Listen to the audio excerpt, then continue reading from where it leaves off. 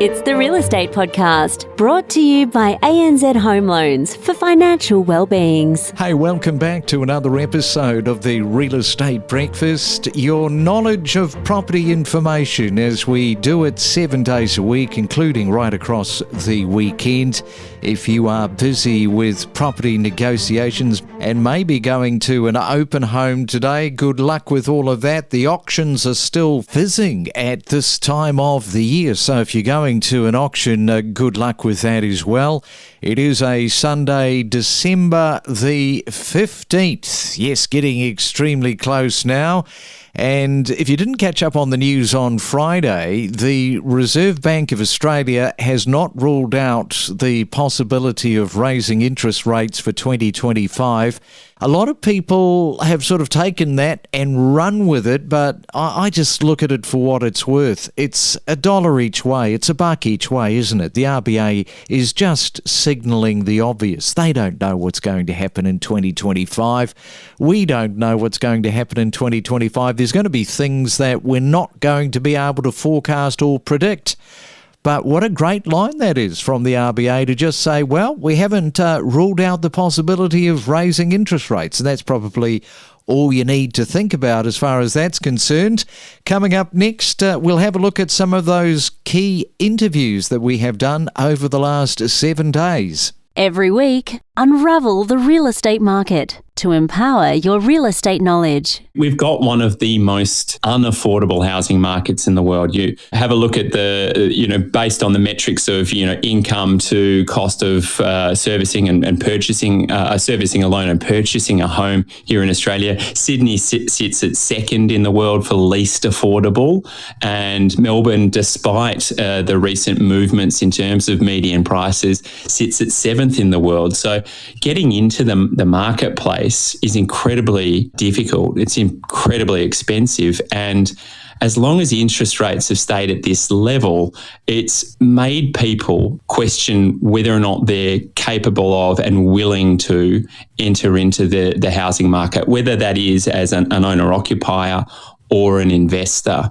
Despite that, interestingly, we've seen some incredible growth in terms of values in those cities that I mentioned before. Now, the reason really for that is that the affordability picture or piece of the puzzle has meant that people have looked in different directions. They've looked for the most affordable markets or the more affordable markets. And as I mentioned before, Melbourne and Sydney just incredibly expensive to get into, and comparatively, what you can realise in Perth or Adelaide or Brisbane is a fantastic home at still a relatively more affordable entry price point. Yeah, and the other thing in all of this is these two words, sticky inflation. We've heard that over and over in 2024. One of the things, the pieces, the talking points were inflation. Lingered longer, didn't it, than expected, driven by supply chain issues and energy costs. I mean, have we focused more on energy costs than ever before in 2024? Relief, of course, came mid-year with inflation hitting the RBA's target range of 2 to 3% by September. So in all of that, the sticky inflation really did sort of get very sticky throughout much of the year. Absolutely. And look, I think even the most recent figures showed that growth within the country has slowed very, very significantly, even dangerously, you might say. I know the Treasurer is out there saying that, yes, we continue to be in a technical recession and the level of growth is not where they want to. So we're actually below where we should be. And I think personally that points to a problem really with the way we try to tackle inflation. And that's with a singular mechanism of interest rates. That's kind of been the approach. Fiscal versus monetary policy is problematic because really the reason we've seen such a slow reduction in the rate of inflation is because interest rates only impact a certain segment of the entire society. It's really, within Australia, you could basically cut it into thirds. Those with a mortgage, those that don't have a mortgage, that own their property, and then another third that effectively rent. Now, disproportionately, the weight of interest rates and the burden of trying to tackle inflation sits with that a third of the population that has a mortgage.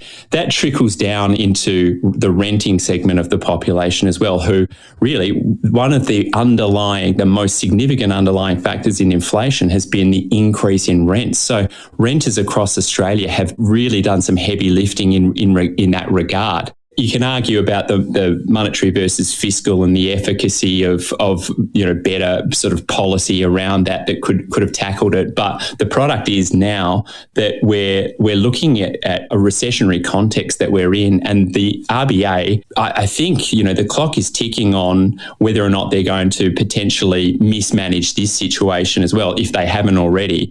And the calls for interest rate cuts are going to have to increase. We are more than just a real estate podcast. Follow each week all of the main talking points and know your property. I know that we're all expecting this to sort of stay the same, but you never can tell. You've seen the hot decision just made. Probably the most expected result for the year. The RBA's held the cash rate at 4.35%. I don't think there were any commentators really thinking there was going to be a change at this time of the year. Yeah, of course, the RBA, there's no way that they were going to make a decision prior to the Christmas New Year spend, which I think they're probably a little bit nervous heading into Christmas New Year, because there seems to be, I said this a couple of times now, people are buying, you see them carrying lots of packages in their arm. They're not just window shopping this year.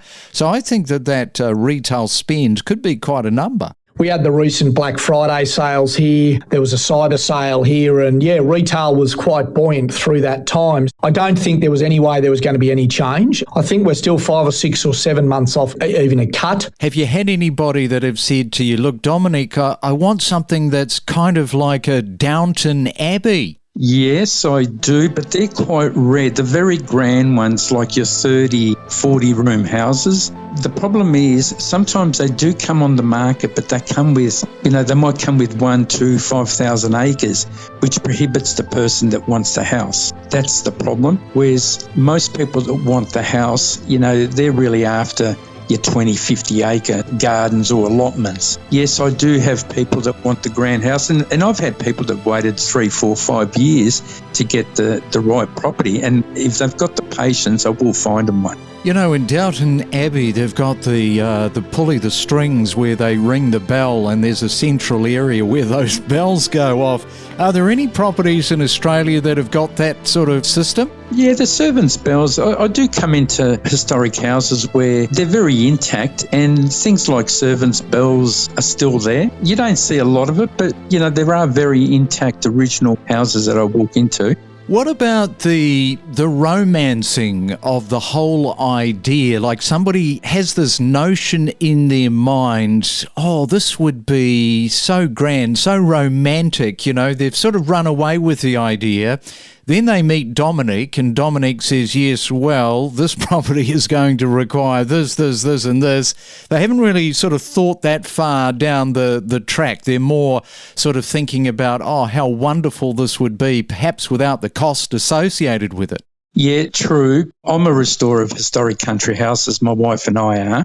We've been doing it for close to 40 years. I've restored 20 to 50 room houses. So I basically practice what I preach, and I'm still restoring. When you relay all that detailed information on how to speak to heritage authorities, how to deal with tradespeople, how to deal with councils, it really does ease their mind, because if they walk into a big house and you can't talk about it, they'll go off and do their research, they'll speak to the wrong people, it'll be overwhelming, and they walk away. It's just too much for them. Even when people buy houses off me, a year or two down the track, they still pick my brains as to who do you contact for someone who puts up wallpaper, or who underpins it. I guess I provide that service. I mean, I don't charge for it. I just provide that service because I know they're trying to do the right thing. So there is an obsession out there for early colonial history and houses. So, and there is that romance of renovating. I mean, everyone's got that dream of renovating, and it's not as complicated as some people think it is. But like I said, if you can steer that person and put their mind at ease with all that detail, it just makes the process easier. Ready to step up your property knowledge? Access powerful insights with us. Now, Sandgate, it is a northern coastal suburb in the city of Brisbane. In the 2021 census, got a population of almost 5,000 people there. Just having a quick snapshot for those that are interested in the median house price. You can get into the market there for about 1.2 million. That growth in the housing market, just having a look at that over the last 12 months to November last month, up 21%, pretty buoyant. Yes, we have been quite fortunate to maintain that growth at such a high level. However, I wouldn't say it's as easy as it looks. This year we've had a lot of stock and our buyers have thinned out a lot. So we have been doing a lot of auctions to make sure that we use that full 4 weeks to find that perfect buyer. What is the average so we've got a purchase price there of median 1.2. What is somebody buying for that in terms of land size, your median type of house property? Well, you don't get much for 1.2 in this area. You will get a renovator, someone who's a house that's going to need work. If you buy in the avenues, which are highly sought after because of the location and proximity to the waterfront and town centre, you're getting probably a 400 block less, maybe with a rundown Queenslander on it. But if you go further up in the back streets of the hills, you might get more bang for buck.